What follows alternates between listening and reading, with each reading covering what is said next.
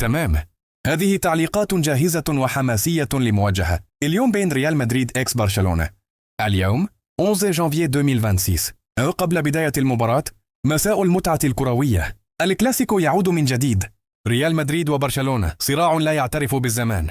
11 جانفي 2026 موعد مع كرة القدم الحقيقية. مجريات الشوط الأول: انطلاقة قوية وحماسية من الفريقين، استحواذ من برشلونة وبناء من الخلف بهدوء. ريال مدريد يضغط عاليا ويبحث عن هدف مبكر. صراع بدني وتكتيكي واضح في وسط الميدان. فرصة خطيرة جدا. الكرة تمر بجانب القائم. تصدي رائع من الحارس ينقذ فريقه. الدفاع يتدخل في اللحظة الأخيرة. عند تسجيل هدف. جاسي يول.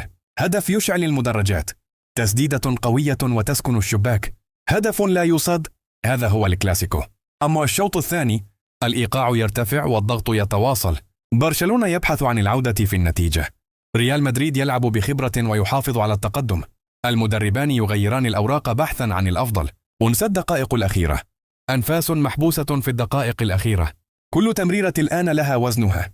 هل نشاهد هدفا قاتلا قبل صافرة النهاية؟ عن نهاية المباراة. صافرة النهاية. كلاسيكو مثير حتى آخر ثانية. مباراة تليق بتاريخ وعراقة. ريال مدريد وبرشلونة.